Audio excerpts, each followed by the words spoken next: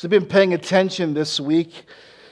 There has been a lot of obsession, I think, over words. Words used and words spoken by leaders, words spoken by presidents, words spoken by bishops, words spoken by everyone who's got an opinion on something. You are inundated with words, and you are often preached at, quite often. Amen? It's a reality. We get preached at all the time. And maybe you don't pay attention to the news, and that's like one of the reasons why. You're like, I don't want to be preached at today. I don't want to be told what I should believe today. I don't want this, I don't want this, I don't want that. And I can't entirely blame you. But it hit me this week. So all these opinions and all these thoughts and all these things that are flying from everywhere, from the church and from politics and from all these different places. It is a gift that we get to come into this place as a different people from different backgrounds and different ways of life, and folks who maybe have voted differently, people who have different ways of thinking about different stuff, and people who grew up a certain way, and people who have different ethnic backgrounds. We get to come into this place, and we get to hear from the Lord.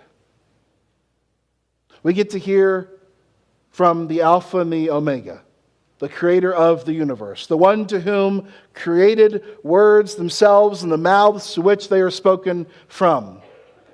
This is a gift for us, friends. We don't have to be a people who listen to everything around us and are shaped by everything around us and just think that we don't have anywhere we can really trust or any voice we can really learn to listen to and walk with. That's God's words. When we open up the Scriptures together, that's the gift that we have, and the opportunity that we have. And so no matter what you've heard today or what you even think about what you've heard this week, let's reorient ourselves around what God thinks. Sound good? Today's message is entitled, Don't Let Go Until You're Blessed. I'm going to say that again because you really didn't care. So, today's message is, don't let go until you're blessed. Don't let go. Don't do it. Got a lot of people who give up easy, right? Got a lot of people who can't see through the struggle. So friends, I want to tell you about a magical world.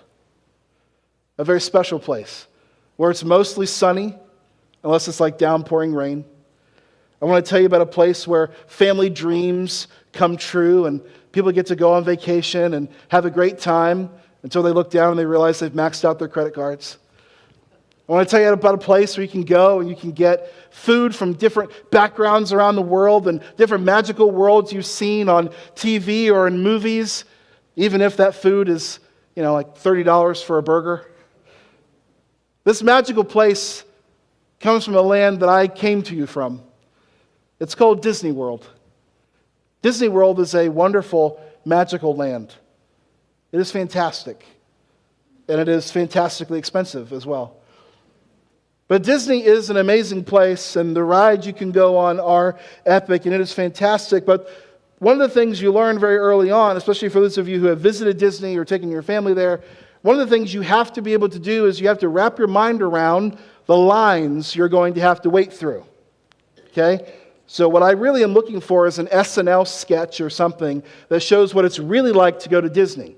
There's a lot of tired, sweaty, yelling parents that are having to wait in 2-hour lines for some merry-go-round, Alice in Wonderland or whatever, and it's an interesting experience. And so one of the things that Disney created a while ago that most people partake in is they get what's called an express pass. An express pass gives you the opportunity to skip the line, to literally be able to walk up and say, see ya, bye, and go right into the ride. You can skip through the 2-hour-long waiting in the heat and the scorching hot of the sun, and the express pass is a beautiful thing. Now, it'll cost you, but it's worth every dime. And the faces of those that see you walk past them is at times fairly priceless. Now, I think we all could admit that we really want an express pass in life. We really do. There are long lines waiting for us to be able to get through life, and there are things that we have to go through, trials we have, errors that we make, relationships that come and go and fall apart, and all this sort of stuff. And we wish we could just skip past all of it. Give me an express pass to life, to where I don't have to worry about half the stuff that I experience. Now, I have the unique advantage of being a father who has both a first grader and an eighth grader, right? And so the first grader, Asher, there are many things that I kind of wish I maybe had an express pass for, right? Like yesterday, I walk out to the kitchen and there's a big jug of milk just sitting there. Open, cereal box, open. I'm like, what's going on? And Asher is in the room. He gets in trouble for this. He acts as though I've punished him and sent him to the dungeon for 20 years. But I'm like, bro, we got to get past this. I want to get past this thing of like getting something out and not putting it away. Getting something out and putting it away. Now, some of you have young adult children. You're like, it doesn't ever stop. It doesn't ever stop. But seriously, like there's like an express pass thing with Asher that I'm like, okay, I wish we were just kind of over this phase. But then I'm sitting in the auditorium of Mundelein High School a couple weeks ago at the 9th grade kind of meet and greet night for Jacob, my oldest. And I'm thinking, this went by way too fast. It's going to be in 9th grade next year. And so we have this tension of like, speed it up, get it moving, or no, slow it all back down. I want to go back and fix some things and do some things over again. But that's really the tension of life, right? Speed it up, slow it down. Speed it up, slow it down. It's even worse with your faith.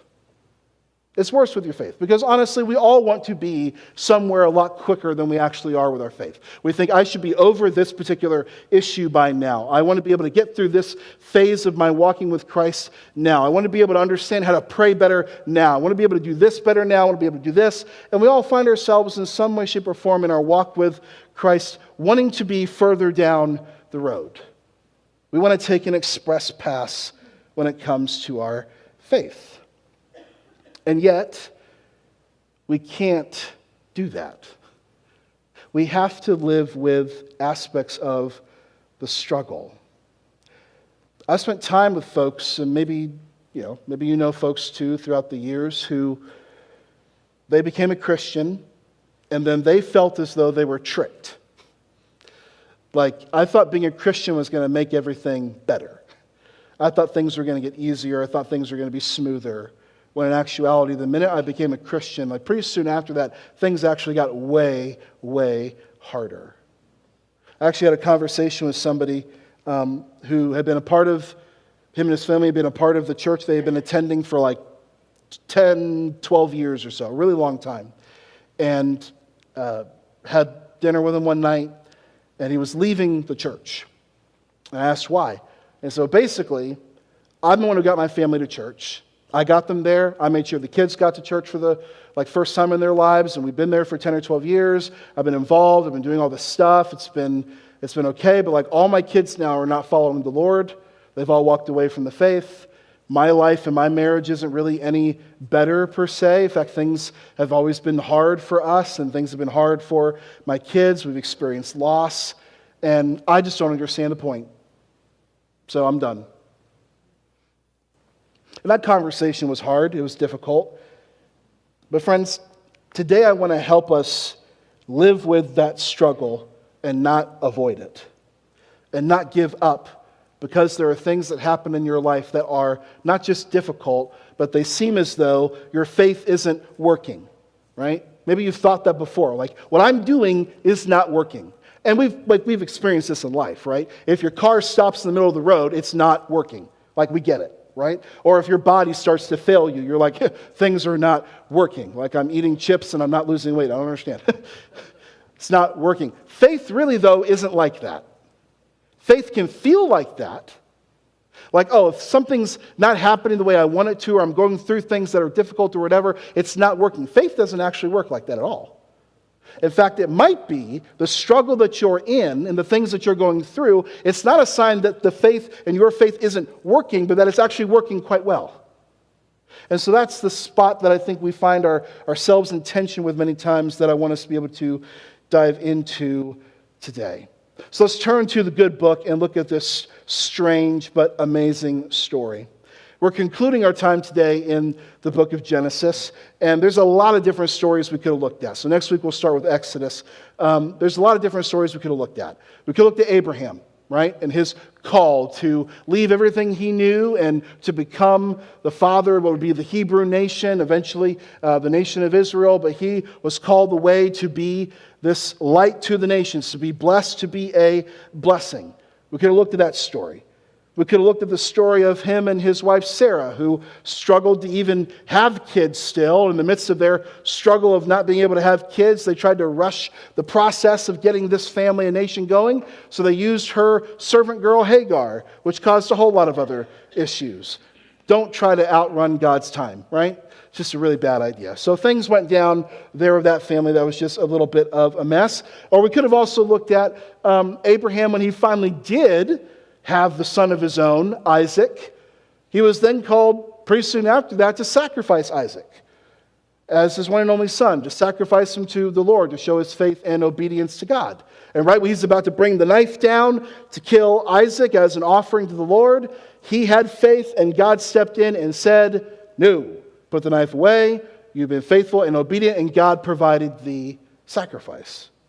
That would have been a great story to look at. We could have also looked at Joseph, right? He kind of concludes the rest of the book of Genesis. But instead, I want to focus on a story in the life of Jacob, and one moment in particular. Now, Jacob's story starts in chapter 25 of Genesis, and it's a really interesting one.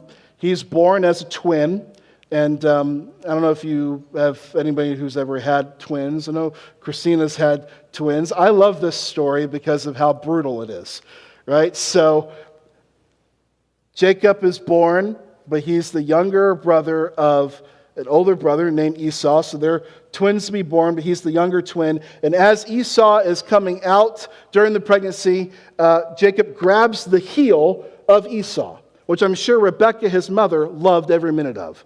I'm sure that was like a great experience, right? He grabs his heel, and right there, not only does he kind of reveal kind of who he is, but a prophecy is said that the older is going to actually serve the younger child. And that's kind of a theme you see throughout the rest of Genesis as well. But in that moment, Esau, his name means hairy, but they name Jacob Jacob because his name means wonderful and sweet and great. No, his name heel grabber, or even better, trickster, or deceiver, or liar, which is an awesome name to give your kid. Sorry, Jacob. Plays in things later, but he's deceived. He's a deceiver, which plays into kind of his personality, right? He's not going to be the second in command. He's going to try to take the lead. And so we find him later on in the story, and he meets his brother Esau one day, and Esau comes in. He's hungry from working outside in the field. He was an outdoorsman. Jacob was inside, and Jacob makes him some stew, and Esau decides to sell his birthright to Jacob, which is dumb. It's a really dumb thing to do. He despised his birthright, as the rest of the Bible would kind of talk about later. But in the midst of that story, we also see that Jacob does not mind tricking his family. He doesn't mind deceiving his brother and saying, "Yeah, I'll let you have some stew, but give me your birthright. Go ahead and give it to me." And so he does. He sells it to him. And then later on, his father Isaac, who is now blind and not able to see very well, Jacob deceives him into thinking that he is actually Esau, and he then asks for the firstborn blessing. And they have this back and forth where it's very clear, like Isaac's like, "Are you sure you're Esau?" It's like, "Yes, I'm Esau. Are you sure?" You're back and forth. And Jacob doesn't mind. He's just lying. It's fine. I'm going to trick him. Goes through a couple little trickster moments with him to convince him he's Esau, and then he gets the blessing. Isaac blesses him. And in the midst of that, Esau comes in. Him and Isaac realize what happened, and Jacob then goes on the run. So we're dealing with somebody who does not mind doing some pretty shady things. Jacob runs, and he ends up spending time with his uncle Laban, who actually ends up tricking him into marrying both of his daughters through a little trickster moment. But there's another situation where Jacob gets on Laban's nerves and they have some back and forth, and he tricks Laban into something, and so then he goes on the run from Laban again, and eventually they reconcile. But this moment we find Jacob in is really powerful because Jacob has now been running from family. He's been running from his brother, his father. And we find him now in chapter 32 at night, alone by himself. So it says this in Genesis 32. That night Jacob got up and took his 2 wives, his 2 female servants, and his 11 sons, and crossed the ford of the Jabbok. And after he had sent them across the stream, he sent over all his possessions, so Jacob was left alone. Now he's sending these possessions over because he's sending them to Esau. He's trying to make right with Esau and to repair the relationship. But we need to note that he's left alone. I don't know if you've ever been left alone the night before something really big is about to happen in your life, but it is not always a comfortable space to be in. Jacob is alone in this moment, and I can imagine all the things that are running through his mind. Let's dive even a little deeper here. Jacob, for the majority of his life, and most of the story we've known him, has been a liar, a deceiver, a manipulator, and a runner. Doesn't matter who it is. He's deceived and he's run. He could do that in this moment. He could run from this awkward situation and just run away and start something new. But I guess the natural question here is, what's Jacob really been running from? And who's he really been deceiving? He's running from, obviously, family. He's trying to run to family to try to figure something out. But in this moment, he's also running from fear. He's running from his responsibilities. He's running from the mistakes that he's been making. But most importantly, he's been running from God, the one to whom called his grandfather, the one to whom blessed his father, the one to whom has been with him all along. And the only person he's been tricking this entire time is himself. He's been lying and tricking himself. He's built his life on a lie. Now, some of you know folks, or maybe you've lived this life, where you have been a runner. You have run from things that you've done, run from things that have happened to you. Maybe you have been a deceiver, somebody who has spent time living in a kind of denial of self, maybe even taking from family in ways that aren't helpful. Maybe you've had somebody who has done that to you in your life. Jacob shows us that that type of person is someone who just doesn't know who they are. Jacob is without an identity. And he's trying to use whatever means he can necessary to get one. And so this person who doesn't have much of an identity, is lost in the midst of his life, finds himself alone with all these thoughts and all these regrets. Now, I don't know about you. I actually like being alone. I don't mind it. Probably because I have 4 kids and a wife and stuff. I don't mind being alone at night. I don't mind at all, right? But some do. Some find the nighttime and the quiet in particular to be haunting and really difficult because of things that not only they've done, things that have happened to them, or just like you can't shut your brain off, you know? Anybody here in the room have a hard time with that? No, definitely not. Bunch of liars in the room. Bunch of Jacobs in the room here. But when we're alone, we're with really the only 2 people that we actually have to really deal with in life, right? Who are those? You and God. That's it. You can blame everything on other people. You can blame all your stuff on circumstances that have happened to you and all this sort of thing. But at the end of the day, when you're alone, you can only deal with the 2 people that you actually have to deal with in life that actually matter. God and you. That's it. And that's what Jacob's doing. Jacob now finds himself, he is alone. He's at this time built up a family, but they're all on their way like it's just him. And so what's going to happen? So Jacob was left alone, and a man wrestled with him until daybreak. Now, we don't know who this man is, like right now in the story. And it's kind of random. Like literally this guy just pops in, and just starts fighting him. And I just find this really strange. Like if you've read this story before and you're like, oh yeah, that makes sense. That makes it all. Like you're just not reading the story right. Like the guy's just sitting there alone, and then some dude just pops up and starts fighting him. Like those of you that watch like MMA fighting or boxing and stuff like that, all the build up to the fighting, all the walking down the aisle and all the music that gets played and all that stuff. I literally don't watch this stuff. I'm just thinking this is what it is. Like all the build-up, nothing happening here. This guy just shows up. And then he fights with him from night until daybreak.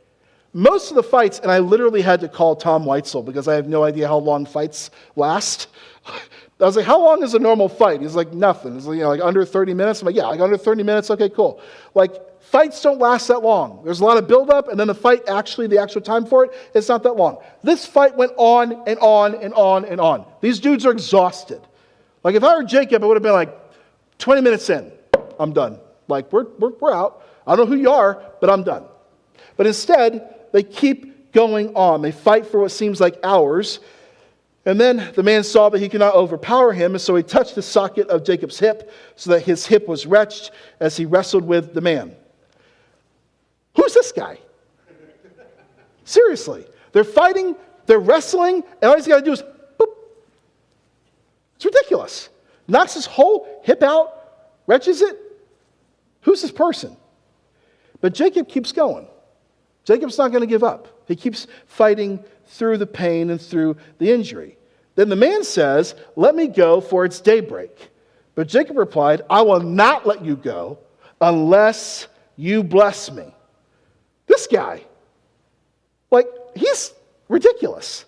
Jacob is not going to give up until he gets something out of this. It's like he's the heel grabber of Esau, and now he's the heel grabber of this guy. Like, I'm going to get something out of this situation. Which just shows you, again, his personality. And honestly, like, it's odd, but it's good stuff here. Because I think it reveals not just who he is, but how he treats this kind of adversity in this moment. And then Jacob says, please tell me, or he asks him, the guy says to him, the man asks him, what is your name? And Jacob, he answered. And then the man said, your name will no longer be Jacob, but Israel, because you have struggled with God and with humans and have overcome. That's quite a reveal. It's quite a reveal that this person I've been wrestling with, we've been watching, this random individual, is God himself. This is odd. But Jacob says to him, please tell me your name. But he replied, why do you ask me my name? And then he blessed him there. So Jacob called the place Peniel, saying, it is because I saw God face to face, and yet my life was spared. Jacob gets a new name. A new name that means it's Israel, and it means struggles with God. This is such a strange and beautiful story, and it raises like all kinds of questions we'll dive into here in a second. But as we go down these questions and as we kind of look deeper into this story, it doesn't just reveal stuff for Jacob, but it reveals stuff for us in the midst of our own struggles. So is this person like just a man or an angel, or is it God? Obviously it's God. Okay? It reveals it's Elohim, the mighty one, in the text, right? Who has come to sought out Jacob to wrestle with him. Did Jacob find this guy? No. This guy, God found Jacob to wrestle with him. The implications of this are huge. God found him to wrestle with him. Now, for those of us that think the Christian faith is really all about what we give to God and what we go after for him, it is your response. But like we've said before, God makes the first move. He goes after us, even if it means in the wrestling. God comes after us first. He has to force Jacob to face his situation. God did the first thing of incarnational wrestling with sin and coming in the person of Jesus Christ. And so God, again, is the one who acts. He is the one who moves forward. Is this a fair fight? No. It's God. It's not a fair fight. But it's a necessary one. Jacob must come to terms with the choices and situations he's found himself in. He can no longer avoid it or cheat it or lie his way out of it. Friends, life is a struggle. Yes, amen? For some reason, we've been tricked into believing that we don't have to go through the struggle, or that if we go through the struggle, that means that God is not present. This story says the exact opposite. God is more present, actually, in the struggle. God is there in the midst of the struggle. And yes, when we encounter God in the midst of the struggles of our lives, we will actually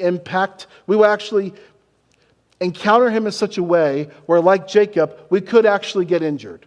Now, I don't mean God's coming after you to hurt you. We all understand I'm not saying that. But when you come up against a holy God, right, it's going to reveal brokenness in you. It's going to reveal issues that you have, things that need to be healed, things that need to be worked through. And guess what? If you've lived life long enough, if you have lived life with God long enough, you have experienced pain.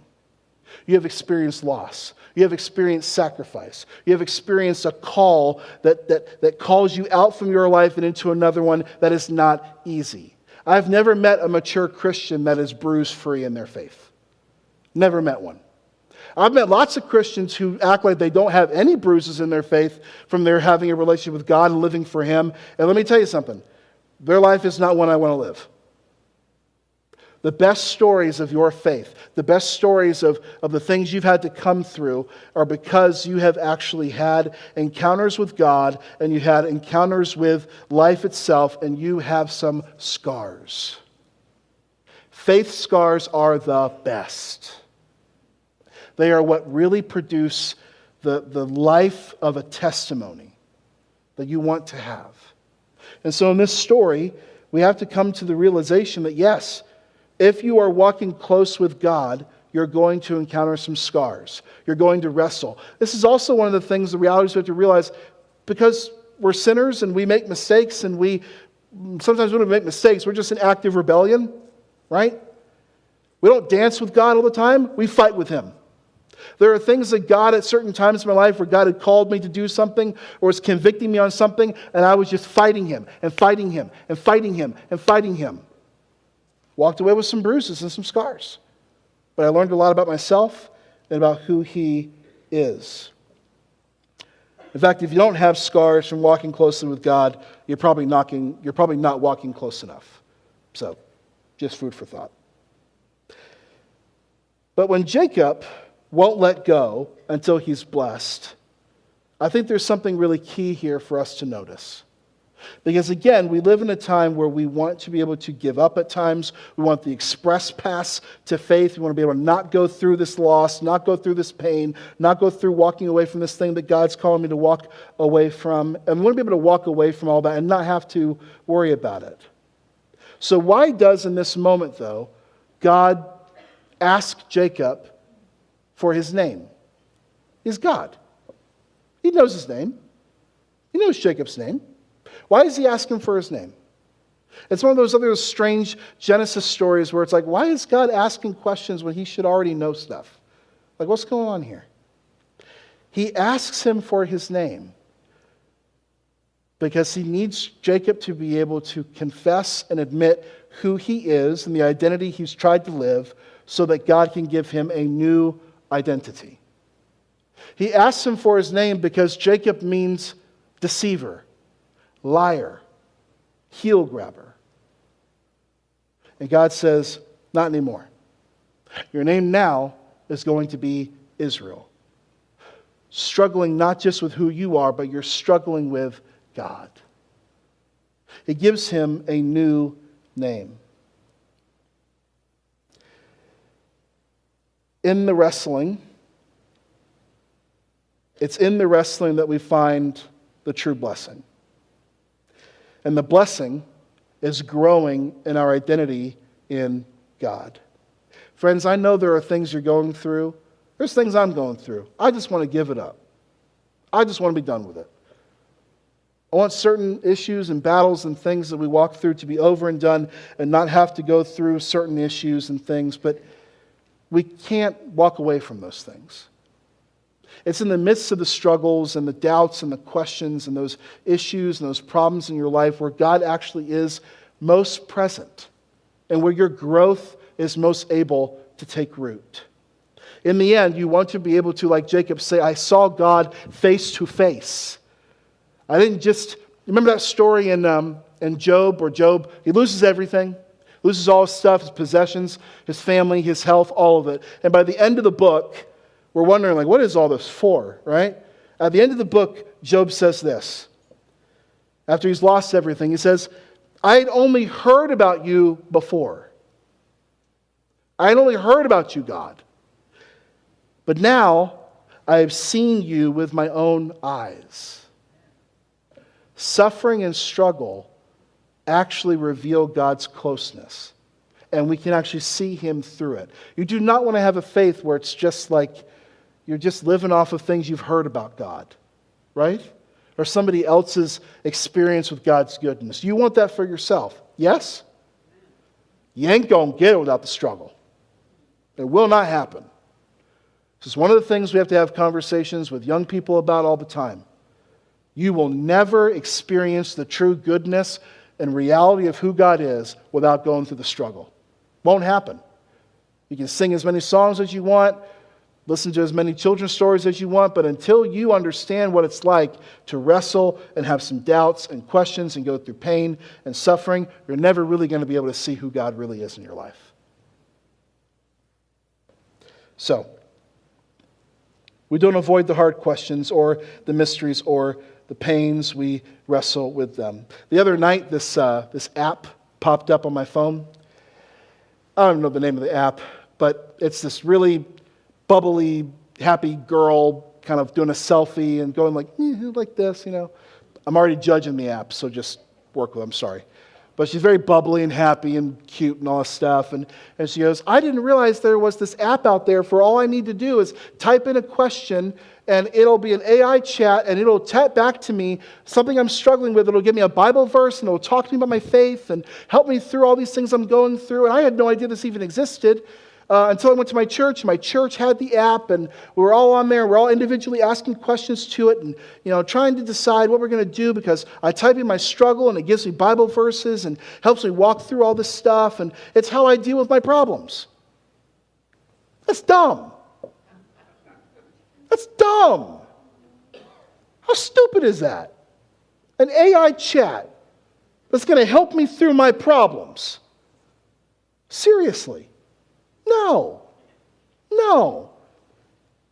If you have struggles and you're going through stuff, just go to the book. Just pray. I don't need an AI chat. I need a Terry Cocos-burger.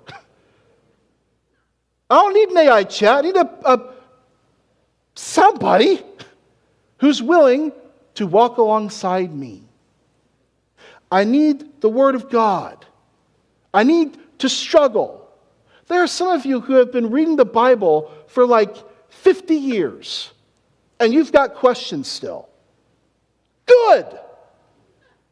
You don't have to know everything.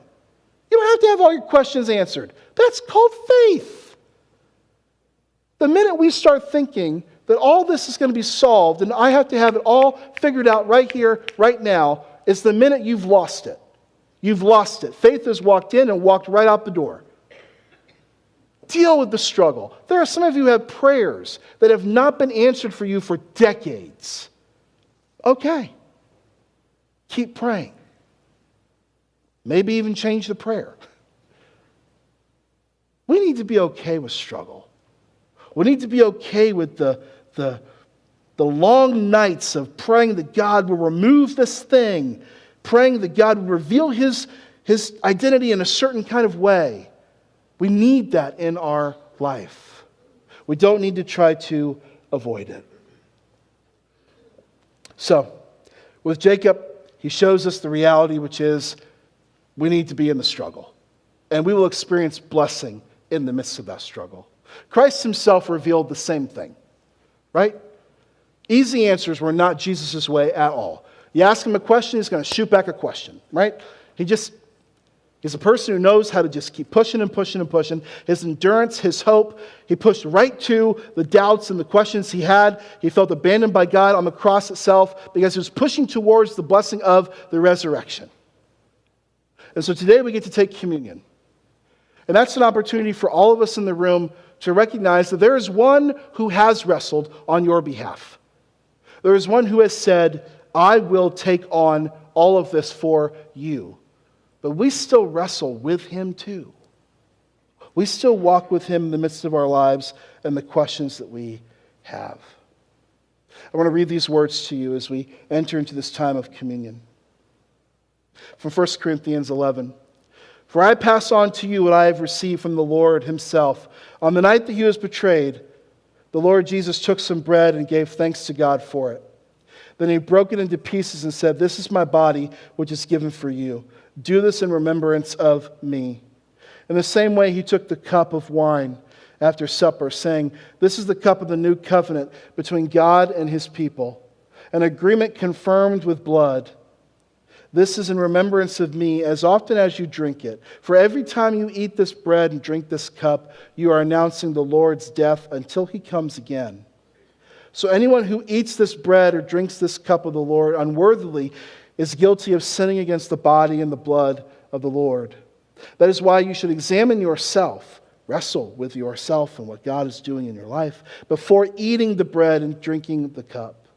For if you eat the bread or drink the cup without honoring the body of Christ, you are eating and drinking God's judgment upon yourself. That is why many of you are weak and sick, and some have even died. Even when we come to this table, it's a table of struggle. And so examine your own hearts today. As Effie comes and plays for us this morning, I'm going to ask Pastor Wade and Pastor Cindy if they could come forward.